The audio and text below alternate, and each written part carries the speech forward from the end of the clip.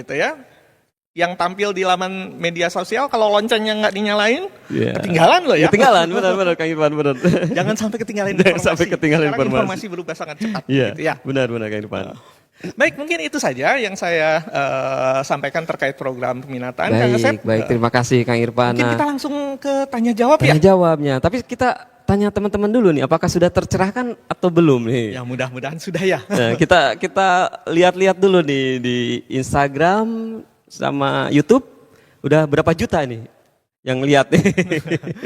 Coba sudah ada berapa kurang banyak lebih berapa juta nih? Ini teman-teman masih pada semangat nih. Saya juga mantengin juga nih teman-teman ya. Saya juga mantengin terus yang Instagram ya. Dan mungkin kita akan langsung ke sesi tanya jawab nih Kang Irfan. Betul. Ini ada beberapa yang sudah masuk teman-teman ya. Mungkin saya izin membacakan ya teman-teman ya Kang Irfan ya. Nanti Kang Irfan yang langsung menjawab. Ini ada pertanyaan dari teman yang ke Instagram nih, ada live Kang Irfan ya, dari Ira_Budi ya. Pertanyaannya, izin bertanya Pak, mana yang lebih baik dimasukkan sertifikat juara 2 OSN provinsi atau finalis OSN nasional? Nah ini. Oke. Gimana nih Kang Irfan? Nah, untuk sertifikat seperti yang tadi sudah kami sampaikan, sebaiknya yang diunggah adalah yang mendapatkan prestasi, bukan keikutsertaan. Kalau finalis baru ikut serta ya. Tapi kalau sudah juara, nah sudah mendapatkan penghargaan, apakah medali emas, perak atau perunggu, nah ini sebaiknya yang lebih diutamakan, begitu ya. Tapi jangan khawatir, sebenarnya ada 3 kesempatan ya untuk mengunggah dokumen sertifikat prestasi. Ada 3 dokumen yang bisa diunggah. Silahkan pilih 3 yang terbaik ya, sesuai minat, karena prestasi yang diunggah juga sebaiknya sesuai dengan program yang dipilih ya. Jangan kemudian ingin ke seni rupa yang diunggah baris berbaris begitu ya. Beda lagi, apalagi olahraga. Ya, apalagi betul. tarik suara nih teman-teman, itu nggak nyambung ya Kang Irfan ya. Kurang nyambung ya. Atau misalnya nyambung. ingin ke teknik fisika gitu, tapi yang diunggah adalah misalnya Indonesian Idol gitu ya, jangan ya. Tapi misalnya kalau punyanya OSN matematika atau OSN fisika, ya ke teknik fisika bisa ya. Seperti itu. Jadi linearitas ya yang diutamakan juga teman-teman ya. Jadi jangan sampai salah ya. Nah terima kasih Kang Irfan. Yang kedua nih dari adik Fatma Tafia nih. Pak tolong dijawab ya. Kita jawab ya Kang Irfan ya. Insya Allah dijawab. Kita jawab ya, nggak usah khawatir, kita jawab ya. Apakah siswa mutasi bisa jadi siswa eligible ya, pindah pada saat kelas 12 dan sekolahnya belum irapot katanya. Oke. Eligibilitas itu ditentukan oleh masing-masing sekolah. Jadi tidak oleh panitia pusat ya. Jadi kebijakannya ada di masing-masing sekolah. Karena bagaimanapun siswa pindahan akan memiliki nilai di luar sekolah saat ini, begitu ya. Jadi misalnya ada yang asalnya mungkin dari kota katakanlah di luar Jawa Barat, kemudian pada saat kelas 12 pindah ke salah satu SMA di Jawa Barat begitu ya. Maka nilai Anda nilai adik yang berasal dari sekolah asal itu tetap merupakan nilai dari sekolah asal ya. Jadi dicatatkan di PDSS dengan menggunakan NPSN sekolah asal, tidak dengan NPSN sekolah saat ini begitu ya. Ada fasilitasnya di PDSS begitu. Saya nggak bisa menjelaskan lebih jauh karena memang ini pihak sekolah yang bisa melakukan aksesnya ya. Nah demikian. Namun demikian untuk menentukan eligibilitas seluruhnya diserahkan ke pihak sekolah. Jadi lebih baik Anda berkoordinasi saja ya dengan sekolah. Apakah masuk ke dalam daftar calon peserta eligible atau tidak.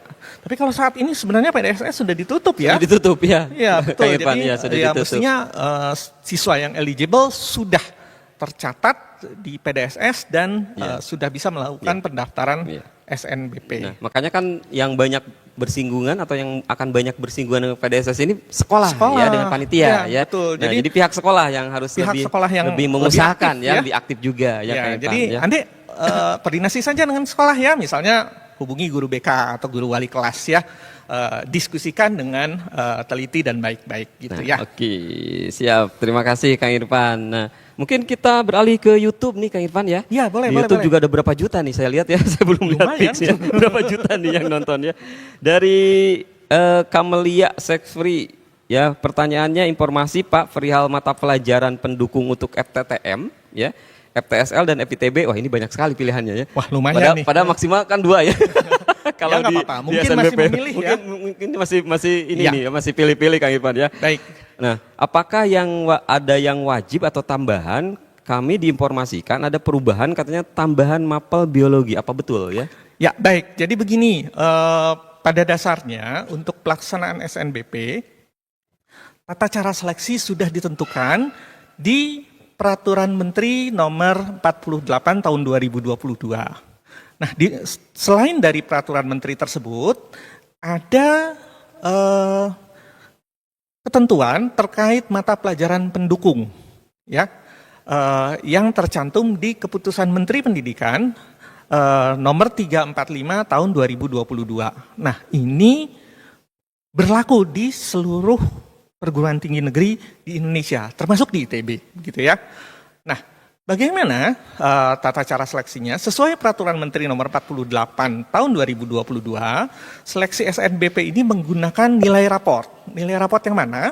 Seluruh mata pelajaran ini akan berpengaruh. Jadi rata-rata dari seluruh mata pelajaran yang ada di raport akan memberikan kontribusi sebesar minimal 50% untuk penilaian SNBP. Nah, sekarang sisanya maksimal 50% lagi itu berasal dari 2 mata pelajaran pendukung, ya Kang Asep ya. Nah, mata pelajaran pendukung ini untuk setiap bidang studi sudah ditentukan oleh Keputusan Menteri Nomor 345 tadi. Jadi boleh dilihat ya di Keputusan Menteri tadi gitu. Kalau FTTM masuknya rumpun apa? Biasanya Sains dan Engineering gitu ya, Sains dan Teknik. Ini membutuhkan mata pelajaran pendukung apa? Di Peraturan Menteri di Keputusan Menteri tersebut. FTSL juga masuknya kelompok mana? Teknik Nah, ya. Teknik Teknik ya. sains ya. Jadi itu sudah ditentukan di peraturan atau di Keputusan Menteri Nomor 345 tadi. Jadi boleh dilihat ya. Ini dokumen umum, boleh diunduh, Google sajalah ya. Ya. Mbah Google cukup tahu. Iya. Sekarang zaman terbuka informasi Kang Betul, Irfan ya, betul. sangat mudah ya. Jadi adik-adik tinggal cek aja ya. Tinggal cek saja. Mata pelajaran apa ya, pendukung Iya, ya atau sesuai utama. apa yang tercantum di Keputusan Menteri Nomor Ya. 345 Tahun 2022 tersebut. Ya, yang pasti Ya. ada perbedaan ya ke kampus teknik mungkin dengan kampus yang basicnya Ya, bukan teknik betul. itu ada perbedaan. Pasti ya, ada teman-teman perbedaan. ya. Itu yang Tapi mungkin harus seperti diperhatikan. apa? Nah, silakan Nah, silakan dibuka-buka sendiri ya. ya. Buka-buka sendiri. Silakan ya. Mumpung belum daftar nih ya. Nah, mumpung 1 jam lagi. ya, mumpung dan masih lama juga ya, masih sampai tahun betul. 18 Februari Kang Irfan. Baik ya, mudah-mudahan sudah menjawab ya. Dan ini kita langsung kembali lagi ke Instagram nih Kang Irfan ya, karena Instagram ternyata sangat ramai sekali Ya, nih. rame nih. Ini tapi ini mungkin pertanyaannya mungkin agak lumayan ini juga ya. Ini dari Juliano Nugraha ya. Apakah ITB menerima jalur kasihan katanya Kang Irfan ya?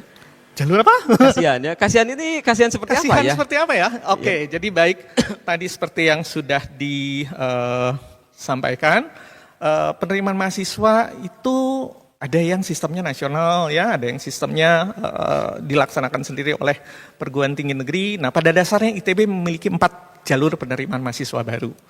2 diantaranya nasional, yaitu SNBP dan SNBT. SNBP yang sekarang nih mau mendaftar ya, 1 jam lagi kita mulai. SNBT yang pakai UTBK ya, pendaftarannya masih April kalau nggak salah ya. UTBK-nya sendiri April Mei gitu. Dan ada juga 2 sistem yang dilaksanakan sendiri oleh ITB, yaitu seleksi mandiri ITB. Boleh dilihat informasinya ada di admission.itb.ac.id ya. Dan International Undergraduate Program atau jalur program sarjana internasional ITB. Nah, ITB hanya menerima mahasiswa melalui 4 jalur ini. Jadi nggak ada lagi Nggak ada jalur kasihan, lain gitu ya. Mungkin yang dimaksud jalur kasihan biar motivasinya tinggi mungkin Kang Iya, Irfan ya. mungkin. Kalau kasihan itu silakan ya. Iya. Kalau motivasi itu tergantung ke teman-teman sekalian ya di Iya, betul. teman-teman usahanya seperti apa ya Kang Irfan ya di Betul, situ ya. betul. Jadi kalau pengen mungkin terbuka lebar untuk masuk di perguruan tinggi negeri ya mungkin usahanya dimaksimalkan. Usahanya saja ya. Itu ya, dimaksimalkan Karena ya. tadi seperti yang sudah disampaikan, prinsip penerimaan mahasiswa ITB ini hanya berdasarkan kompetensi akademik. Jadi selama capaian kompetensi akademik adik-adik ini baik, jangan khawatir ya. Ya, benar. Nggak perlu Nggak usah kasihan khawatir gitu ya. loh. Adik-adik eligible nggak usah khawatir ya kalau Betul. pencapaiannya sudah maksimal. Karena itu sebetulnya perjuangan teman-teman dari kelas 10 ya, Iya, sampai kelas betul 12 sekali, ya. betul sekali. Nah, benar ya. Dan mungkin ini yang berikutnya, nah ini Kang Irfan ya, ini yang banyak ditanyakan oleh SMK seluruh Indonesia nih Kang Irfan ya. Nah, ini karena Sensitif nih. nah, agak-agak sensitif ya. Kata Pak Irfan langsung sensitif ya. Karena banyak sekali nih teman-teman ya. Saya tiap hari di media sosial pasti pertanyaannya itu. Betul. Ya, SMK kenapa nggak bisa katanya ke ITB dan yang lainnya. Nah, ini pertanyaannya seperti ini Kang Irfan. ITB katanya nggak nerima SMK lewat SNBP, apa benar? Nah, baik. Jadi sejak tahun 2023 karena terbitnya Peraturan Menteri Nomor 48 tahun 2022, ini terbitnya Desember loh ya, mepet-mepet. Tapi sejak tahun 2023, jadi sudah ya 2 tahun yang lalu ya. Sudah 2 tahun yang lalu, artinya sudah 2 sistem penerimaan. Sekarang yang ketiga berlangsung, sudah tidak ada lagi pembatasan bidang IPA, IPS, bahasa atau SMK. Jadi nggak perlu khawatir. Sekarang tidak ada lagi yang namanya lintas jurusan, begitu ya. Tidak ada lagi. Yang penting adalah mata pelajaran pendukungnya tadi ada. Nah itu gitu ya? mungkin yang harus diperhatikan ya Yang Kang harus Irfan ya. diperhatikan. Jadi tidak ada istilah ITB tidak menerima dari SMK di SNBP, nggak ada itu gitu. Sejak 2023. Jadi sudah beberapa tahun ya, sudah 2 tahun berjalan. Yang penting adalah pada saat pelaksanaan SNBP, 2 komponen tadi, 2 komponen penilaian terpenuhi, yaitu nilai rata-rata dari seluruh mata pelajaran yang ada di raport, serta nilai dari 2 mata pelajaran pendukung sesuai dengan keputusan Menteri nomor 345 tahun 2022 ya. Jadi nggak usah khawatir. Nah itu ya, jadi sudah jelas ya. Dan mungkin buat teman-teman yang selalu bertanya SMK kenapa nggak bisa, ini sudah terjawab ya. Bisa ya, silakan. Bisa. Ya, bisa, nggak usah khawatir ya, silakan ya. Kita yang tadi adil ya Kang Irfan Ya. ya, adil, tenang Yang ya, nggak penting usah khawatir. capaian akademiknya Nah itu tercapai. yang penting capaian akademiknya ya. Betul Apalagi di sekali. jalur untuk yang SNBT, yang tes ya, itu diberikan keleluasaan juga dari SMK ini Ya, yang mungkin tentu kalau saja. dibilang sepokasi dengan D4 atau D3 mungkin ya, selinier ya sekali, mungkin ya. linear ya. Nah itu buat teman-teman ya, mungkin itu jadi bahan pertimbangan juga nanti ya Kang Irfan ya. Dan berikutnya ini dari akun YouTube ya, kita ke YouTube dari ADNI Dwi S nih ya, Ade ya. Ingin bertanya di media sosial tentang passing grade untuk tiap jurusan di TB, apakah valid atau tidak? Dan apabila nilai rata-rata di sekolah di bawah passing grade nih katanya, tetapi teratas di sekolah itu bagaimana penilaiannya ya? Oke, baik, terima kasih. Ini yang paling banyak Ini juga pertanyaan Nah, ramai paling ini banyak, ya. paling banyak ditanyakan Salah juga. satu pertanyaan yang paling sering ditanyakan. Nah, perlu saya sampaikan bahwa informasi yang namanya passing grade atau nilai kelulusan minimum ini sebenarnya tidak benar dan menyesatkan ya. Jadi pada dasarnya perguruan tinggi tidak pernah menerbitkan informasi tentang passing grade atau nilai minimum, apalagi nilai raport rata-rata minimumnya untuk diterima melalui SNBP dan sejenisnya ini tidak pernah diterbitkan. Mengapa? Karena pada dasarnya penerimaan mahasiswa melalui SNBP, SNBT ini berdasarkan pemenuhan daya tampung yang tersedia di masing-masing program studi atau pilihan ya. Nah, karena itu nilai passing grade adalah nilai anak terakhir yang memenuhi kuota tersebut. Jadi nggak usah khawatir ya. Nilai passing grade ini tidak ada karena setiap tahun nilai ini bisa berubah gitu. Tergantung prestasi dari pendaftar ke program studi atau ke pilihan tersebut. Kalau semuanya nilainya baik ya, kapasitasnya cuma 100, pendaftarnya 10.000 gitu ya. Yang namanya passing grade adalah anak dengan ranking ke 100 tadi dari 10.000 pelamar begitu. Nah itu yang biasanya disebut sebagai passing grade. Berapa nilainya? Ya nggak pernah tahu karena setiap tahun prestasi pelamar bisa berbeda-beda begitu ya. Kadang ada semuanya melamarnya semua anaknya pintar-pintar, nilainya tinggi-tinggi. Tapi suatu saat bisa jadi nilainya tidak terlalu tinggi begitu ya, sehingga passing grade tahun saat ini, tahun lalu, dan tahun depan itu tidak bisa saling memprediksi. Jadi jangan mempercayai informasi yang namanya passing grade atau nilai rapot minimum gitu ya. Tolong tidak usah dipercayai. Lebih baik teman-teman memperhatikan apa yang namanya tingkat kesulitan relatif.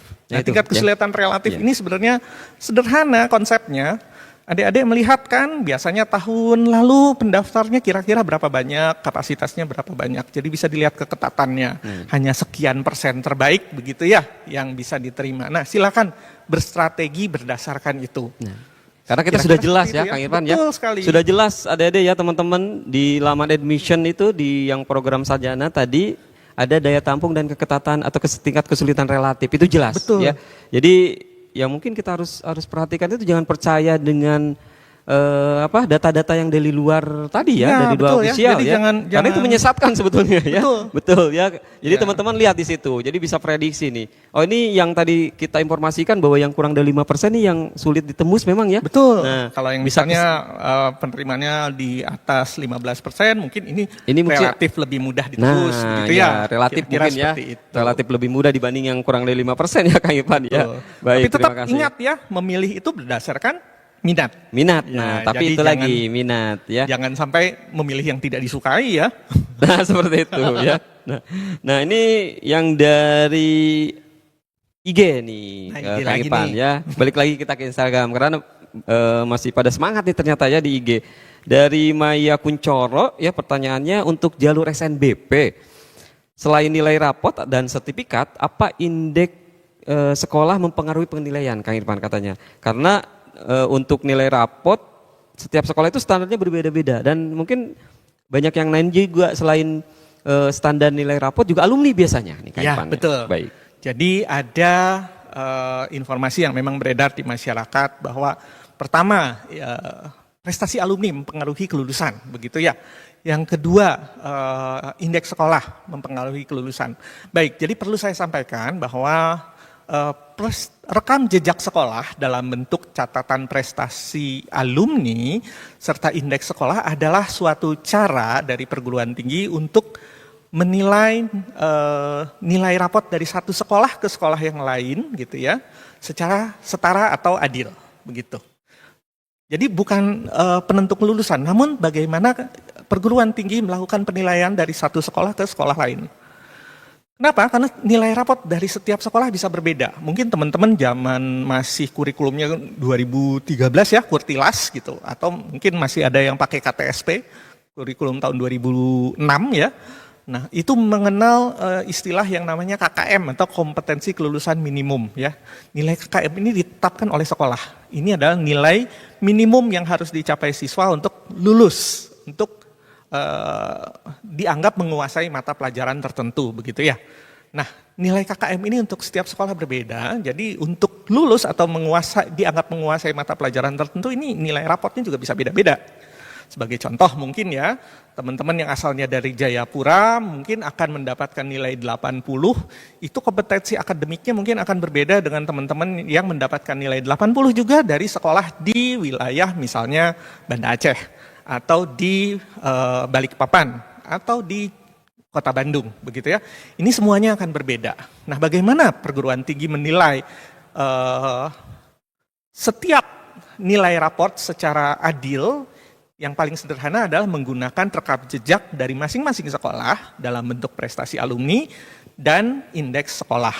Ya, komponennya apa saja? Banyak, saya tidak bisa jelaskan gitu ya. Karena memang setiap perguruan tinggi akan punya formulasi masing-masing.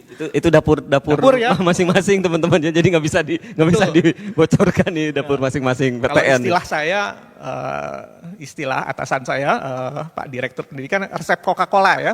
Coca-Cola tidak pernah menunjukkan resepnya apa. Kita beli aja Coca-Colanya jadi ya, tinggal minum gitu ya. Seperti itu Kang Irfan ya. Ya kira-kira seperti itu. Nah itu adalah caranya perguruan tinggi untuk menilai kesetaraan nilai rapot dari satu sekolah ke sekolah lain.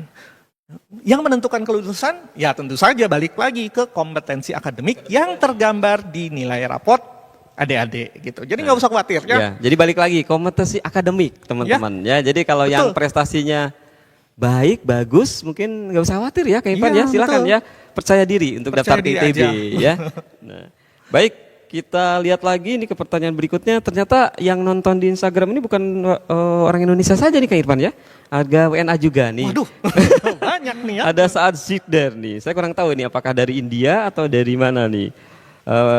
Beliau bertanya, I am a student international, I want to study in Indonesia katanya. Oh Kang iya, Irfan. oke. Mohon maaf ya, saya menjawab dalam bahasa Inggris juga begitu ya. Oke, thank you for your question. Yes, we in ITB we have international undergraduate program that admit student from foreign nationality. Well, for the information, you can visit the admission.itb.ac.id website, and you can search for the international undergraduate program. Fortunately, we opened the admission process from 10 of January, 10 January. until about 20 of February. So you have several weeks to enroll to the ITB International Undergraduate Program.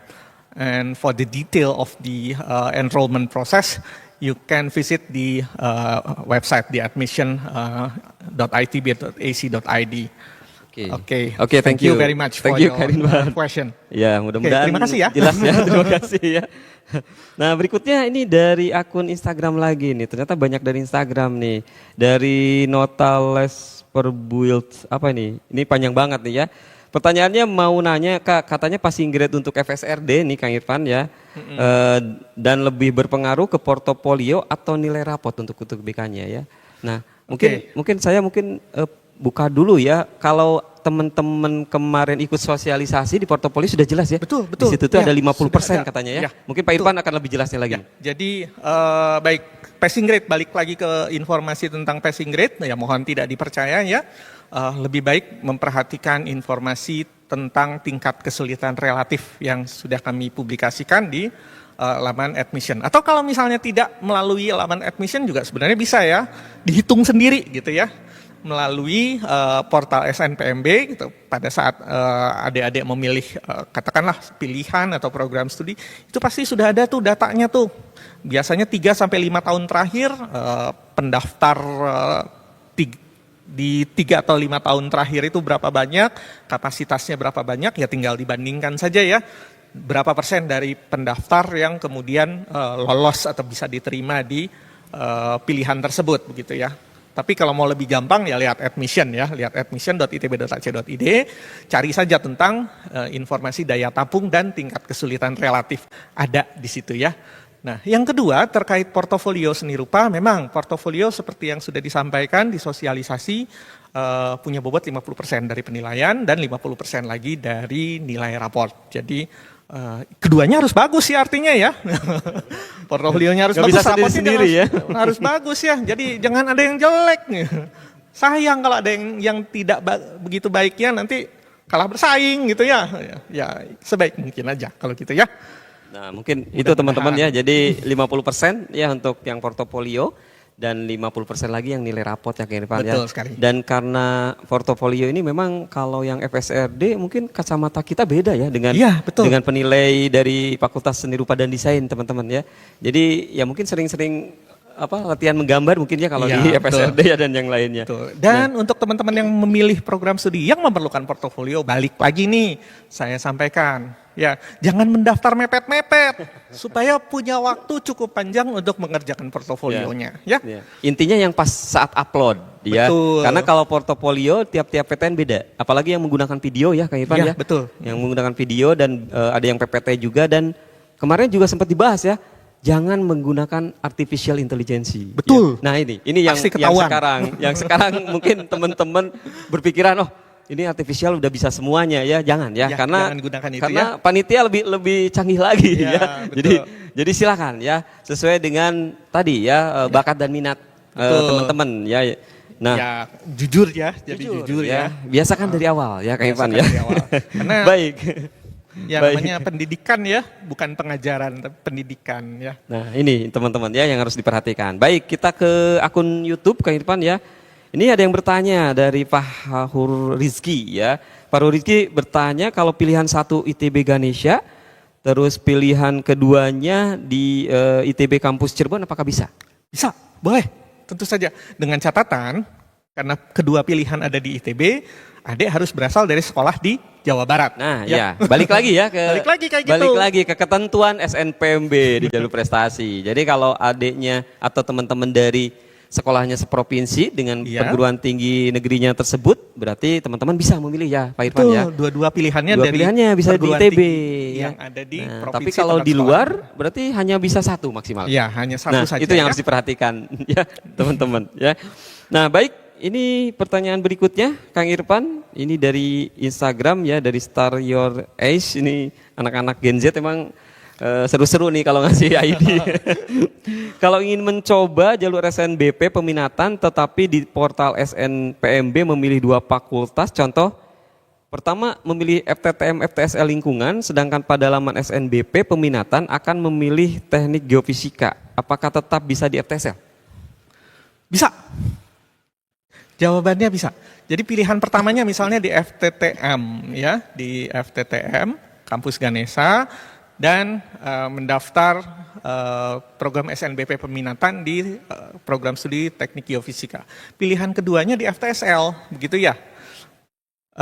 Bila misalnya lulus di FTTM akan masuk ke program peminatannya ya, jadi akan lulus di teknik geofisika. Tapi kalau tidak lulus di FTTM, tentu saja penilaian akan dialihkan ke pilihan kedua, ke FTSL. Tapi tidak bisa begini, pilihannya di ITB adalah FTTM, di SNBP-nya pilihannya FTSL gitu. Itu tidak bisa ya. Jadi di SNPMB, di SNBP ya, di SNBP pilihannya FTSL, pilihan keduanya mungkin program studi lain. Nah, pilihan di program peminatannya FTTM. Nah, ini tidak bisa. Yang tidak bisa yang mana? Yang program peminatan gitu ya. SNBP-nya tetap diseleksi, tapi program peminatannya karena berbeda, tidak bukan yang dipilih melalui SNBP, maka program peminatannya akan dibatalkan. Karena bagaimanapun program SNBP peminatan adalah bagian integral dari seleksi SNBP di ITB, gitu ya. Kata kuncinya itu. Jadi integral ya, bukan sistem seleksi terpisah. Itu. Gitu. Jadi sudah jelas ya. Jadi memang yang harus ada di yang program peminatan tadi dan mungkin di bawah fakultas sekolah yang diminatkan tadi ya Betul Kang Irfan sekali, ya. Jadi betul tidak bisa memilih keluar dari itu ya. Betul Nah, sekali. sudah Kang jelas Asep. ya teman-teman ya. Nah, berikutnya ini Kang Irfan dari YouTube Kiswah Syariah nih ya. Bertanya apakah kuota peminatan katanya terpisah dengan kuota SNBP? Baik, kuota SNBP di fakultas atau rumpun yang memiliki program peminatan tentu saja tetap akan ada sebagian kuota digunakan untuk program peminatan dan sebagian lagi untuk pendaftar yang non peminatan. Jadi kuota peminatan sudah termasuk di dalam kuota SNBP di fakultas atau sekolah yang menaungi program peminatan tersebut. Jadi contohnya nih, di FMIPA IPA. Terusnya ya. Apalagi kalau teman-teman kurang informasinya juga bisa dilihat di laman admission ya, Ya, Kang Irfan betul. ya. Di laman admission yang tahun 2024 itu sudah ada yang kuota jalur SNBP. Iya, Jadi informasinya mungkin yang pakai tanda kurung, teman-teman ya. Yang pakai tanda kurung yang di FMIPA yang ada peminatannya itu yang dari kuota dari jalur SNBP peminatan. Iya. Ya sudah jelas ya. Di sana besar ya saya lihat ya. Ya, Besar cukup banget ya besar. jalur Iya, prestasi cukup besar. ini. Ya. Iya. Baik Kang Irfan. Kita ke IG lagi nih ternyata Kang Irfan ya. Wah, masih rame ya di IG. Masih rame nih ya. Ini dari yang Star Your Eyes ya tadi kalau ingin mencoba di SNBP peminatan tetapi di portal mohon maaf ini sudah tadi ya. Udah, mungkin ya. Ini Joy ya yang bertanya, semisal saya hanya mengisi satu pilihan di SNBP katanya, apakah saya bisa mengisi dua pilihan SNBP peminatan namun fakultas yang sama? Dari fakultas yang sama? Ya tentu saja tidak berbeda ya. Kalau pilihannya di SNBP hanya satu, tentu saja di program peminatannya juga hanya satu. Tidak bisa diisikan lebih dari satu, begitu ya. Demikian juga kalau misalnya pilihan di SNBP ada dua, tapi peminatannya ingin memilih dua prodi yang berasal dari fakultas atau rumpun yang sama, begitu ya. Itu tidak bisa dilakukan, hanya bisa memilih satu saja, ya. Misalkan pilihan pertamanya ada di FTI SP, ya. Sistem dan proses. Di situ kan ada peminatan teknik bioenergi dan kemurgi serta teknik fisika. Pilihan keduanya di katakan di program studi yang tidak punya peminatan, contohnya misalnya Fakultas Seni Rupa dan Desain ya. Pilihan keduanya Fakultas Seni Rupa dan Desain di SNBP. Maka bila mengikuti program peminatan yang bisa diisikan hanya satu, yaitu pilihan pertama saja, apakah nanti teknik bioenergi atau teknik fisika. Di pilihan keduanya di program peminatan tidak bisa diisikan lagi, gitu ya, akan langsung otomatis diblok oleh sistem, gitu ya. Jadi hanya satu saja. Kira-kira gitu. Mungkin sudah jelas ya.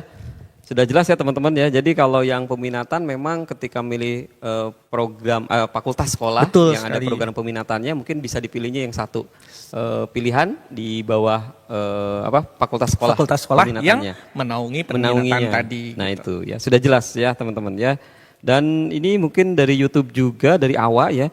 Apakah sertifikat juara 1 tidak berpengaruh terhadap pemilihan fakultas? Ini saya kurang mengerti juga maksudnya. Nah, terkait prestasi ya, baik. Jadi prestasi seperti yang tadi sudah disampaikan, tentu saja sertifikat prestasi yang bisa digunakan adalah yang juara ya. Juara 1, juara 2 atau juara 3 boleh saja. Prestasinya tingkat nasional gitu ya, diakui oleh Kemendikbudristek. Salah ya sekarang namanya. Kemendiktisaintek. Kemendiktisaintek ya. Mohon maaf nih, belum terbiasa nih sama Terbiasa kita ya. padahal menterinya dari ITB loh ya. Profesor Satrio mohon maaf ini. Mohon maaf Pak Prof. Kemendiktisaintek Kang Irfan. Mohon maaf ya Pak Prof. Ya, jadi harus sertifikatnya tadi juara tingkat nasional begitu ya. Dan sebaiknya linear dengan program yang diinginkan gitu, program studi yang diinginkan. Misalnya ingin ke sekolah farmasi di ITB ya, maka sertifikat misalnya prestasi olimpiade matematika atau kimia atau biologi ini bisa digunakan misalnya ya. Tapi kalau misalnya sertifikatnya olimpiade geografi gitu, ya kalau ke farmasi mohon maaf mungkin tidak terlalu bermanfaat ya, tapi kalau misalnya memilihnya ke FITB, geografi mungkin masih bisa dipertimbangkan begitu ya. Baik seperti Nah itu. jadi intinya yang juara bisa di-upload ya, tapi linearitas tadi balik Ya. lagi ya, Sebaiknya linearitas. linear ya. Sebaiknya linearnya lebih linear ya. Iya betul. Jangan sampai berjauhan ya, jangan misalnya ada pengen ke Fakultas Teknik ITB, tiba-tiba uploadnya juara 1 lomba menyanyi. Ya, Nah itu nggak betul. nyambung ya teman-teman ya. Nah, kita balik lagi ke pertanyaan nih Kang Irfan ya. Ini bertanya tentang IUP secara langsung, katanya kemana bagian apa ya? Baik, di ITB ada yang namanya Information Center atau IC ya. Di situ ada fasilitas untuk bertanya, ada bisa melalui tiket, ada juga bisa melalui telegram ya, Kang Asep ya. Baik, ya benar-benar dan sangat informatif ya di situ. Ya, betul. Jadi dan buat teman-teman juga kalau yang misalnya malas ke Bandung, sebetulnya lengkap ya Kang Irfan Betul ya. sekali, Di betul. laman admission itu mau cari dari A sampai Z itu sangat lengkap. Ya, Ya, apapun ya di situ ada ya apapun dari mulai Ya. pendaftarannya apa, syarat-syarat, jadwal, biaya, cara-cara registrasinya semua ada. Ya. Lengkap ya Kang Irfan ya. Dan bila misalnya pengen ngobrol-ngobrol nih dengan saya, dengan Kang Irfan ya, secara langsung. Di halaman admission sebenarnya sudah kami tampilkan bahwa untuk setiap hari Senin dan hari Rabu, pukul 1.30, pukul 13.30 siang gitu, waktu Indonesia bagian Barat, ada sesi Zoom yang bisa diikuti oleh siapa saja. Boleh masuk ke sesi Zoom itu ya. Misalkan besok nih hari Rabu ya. Besok hari Rabu gitu, ingin bertanya tentang apa saja terkait penerimaan mahasiswa baru, silakan ikuti sesi Zoom tersebut. Ini untuk semua sistem atau UP Iya, aja, Kang Irfan? untuk semua sistem. Semua sistem tuh. Termasuk semua sistem penerimaan mahasiswa baru di ITB, termasuk program sarjana, program magister, program doktor, program profesi, karena di ITB ada program profesi juga ya. Nah silakan bisa langsung mengikuti sesi Zoom tersebut. Informasinya ada di laman admission di bagian tentang kontak ya. Di situ ada kami tampilkan sesi Zoom. Silakan ikuti saja gitu ya. Pukul 13.30 waktu Indonesia bagian Barat selama 1 jam kira-kira. Nah, mungkin ini informasinya sangat-sangat bagus sekali nih teman-teman ya. Jadi kalau teman-teman mau tanya-tanya bisa online ya, setiap hari Senin dan Rabu nih ke Kang Jadi Irfan nggak usah datang. ya. Nggak usah datang, nggak usah jauh-jauh ya. Dari mana aja boleh. Dari mana saja bisa ya. Jam 13.30 Kang Irfan ya. 13.30. Silakan ya buat teman-teman atau orang tua atau guru boleh silakan ya. Kalau mau untuk siapa bertanya, saja. ini terbuka untuk siapa saja ya. Tinggal klik di laman admission ya, ada lengkap betul. ya semua informasinya. Nah ini sebetulnya informasi yang sangat berguna sekali ya teman-teman ya.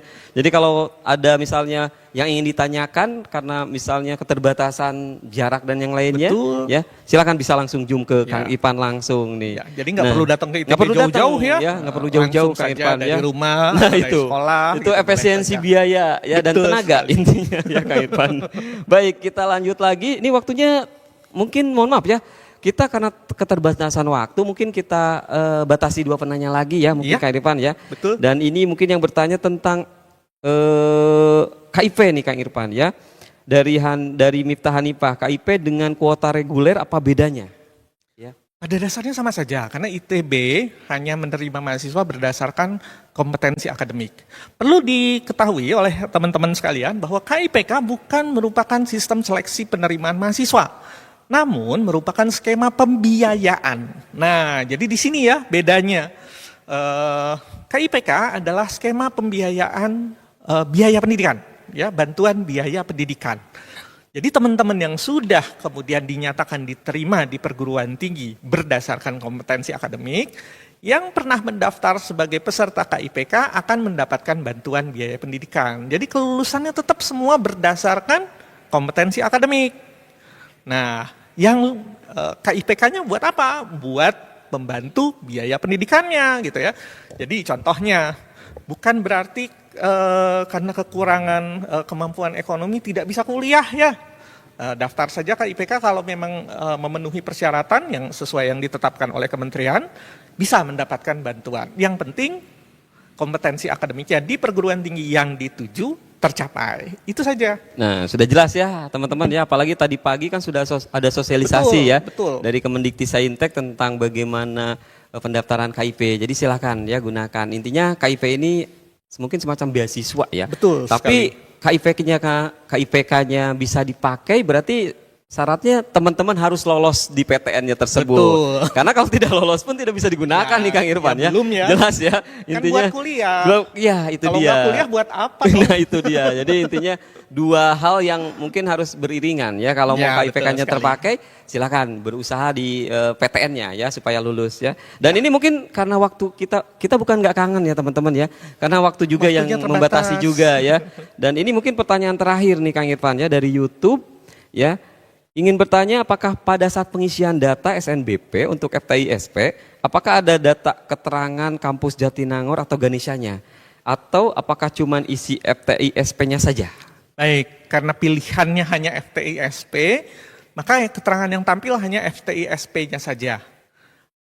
Kampus nanti ditentukan pada saat teman-teman memilih program studi. Kapan? Yaitu pada saat sudah diterima di ITB. Ya tadi seperti yang saya sampaikan di semester pertama sudah akan mulai ada kuesioner pemilihan program studi. Dan di akhir semester pertama ada proses penjurusan di program studi. Penempatan kampusnya nanti ya tergantung program studi yang dituju pada saat penjurusan tadi gitu ya. Ya kalau misalnya memilihnya, nih misalnya ke teknik bioenergi, ya dan ditempatkan di teknik bioenergi, Jatinangor, ya. maka kuliahnya di Jatinangor terus. Tapi kalau misalnya pilihnya ke teknik fisika dan ditempatkan di teknik fisika, ya sesudah 1 tahun di Jatinangor, pindah ke Ganesha untuk melanjutkan kuliah di program studi teknik fisika. Nah, memilih program studinya bagaimana? Ya tentu saja berdasarkan minat ya, minat adik-adik sendiri gitu ya, berdasarkan keinginan adik-adik sendiri, bukan berdasarkan prestasi. Jadi tidak dipilihkan ITB ya, tapi dipilih oleh adik masing-masing, begitu ya kira-kira. Nah, mungkin teman-teman sudah jelas waktunya. ya, sudah jelas ya. Dan ternyata ini sudah ada warning ya, waktu kita Iya. habis katanya teman-teman. Mohon maaf. Bukannya kita nggak kangen nih teman-teman. Sebetulnya kita pengennya sih sampai subuh ya Kang Irfan ya, Iya. sampai subuh ya. Tapi mungkin karena keterbatasan waktu ya, dan kami juga harus kerja kembali ya Kang Irfan. Masih ada hal-hal Ya, yang masih perlu hal-hal yang diselesaikan penting gitu ya. Dan intinya adik-adik juga yang eligible ya, kalian siap-siap ya nanti jam 15.00 untuk 30 menit lagi. 30 menit lagi ya untuk pembukaan pendaftaran SNBP ya. Mungkin ada kata-kata, bukan kata-kata terakhir nih, mungkin ada kata-kata motivasi Pesan dari ya. Kang Irfan nih untuk terakhir nih. Oke, Ini jadi bagaimana baik, nih Kang sambil Irfan? mengingatkan nih teman-teman sebelum kita tutup acara kita siang dan sore ini gitu ya, untuk teman-teman terutama yang eligible jangan lupa akun SNPMB-nya diselesaikan terlebih dahulu sebelum bisa mendaftar ke SNBP ya. Diisi dulu, dilengkapi dulu, jangan sampai salah, jangan sampai ada yang tertinggal gitu ya. Teliti, difinalisasi, baru kemudian nanti bisa mendaftar sebagai peserta SNBP. Nah, untuk teman-teman yang belum masuk di daftar eligible, jangan khawatir, jangan putus asa, jangan patah semangat gitu ya. Silahkan, masih banyak kesempatan melalui jalur-jalur seleksi lain, apakah yang diadakan oleh panitia pusat SNPMB gitu ya, melalui SNBT, juga dari seleksi mandiri yang diadakan oleh masing-masing perguruan tinggi negeri di Indonesia ya. Jangan putus asa. Intinya terus berusaha, jangan takut untuk gagal, jangan takut untuk berusaha, dan jangan lupa berdoa ya. Ya. Jalur langit nih soalnya ya. Bagaimanapun doa ini bisa mengubah takdir loh ya. Ya, jangan putus berdoa, jangan putus berharap. Baik. Mungkin baik. itu ya Kang Asep ya. Ya Kang Irfan, dan mungkin ini Dari Kang Asep nih. dari saya nih terakhir ya. Saya mungkin nggak beda jauh dengan Kang Irfan ya. Jadi intinya saya hanya memberikan motivasi nih buat teman-teman ya. Jadi yang eligible yang tadi Pak Irfan juga sampaikan ya silahkan ya, nanti untuk pendaftaran di jam 15.00 sampai nanti tanggal 18 sama juga jamnya ya, jam 15.00 ya. Dan yang tidak diundang eligible kalian tetap semangat ya. Jalan masih panjang, dalam artian jalan lain ke Roma itu masih panjang ya, Kang Irfan ya. Intinya saya hanya bisa mendoakan ya buat kalian dan memberikan motivasi adik-adik ya, terus berjuang ya dari sekarang ya. Karena makin motivasi kalian ya makin tinggi, makin terbuka lebar kalian masuk perguruan tinggi. Ini bukan hanya ITB saja Kang Irfan ya. Dan bukannya kita nggak kangen nih Kang Irfan ya.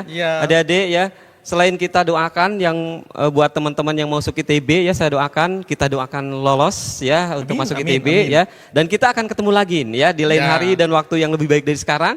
Selain kita doakan, kita tunggu di Institut Teknologi ITB, Bandung dengan Jakarta Alma Mater Institut Teknologi Betul Bandung. sekali. Dan ini mungkin kata-kata terakhir ya. Nah, ini dia.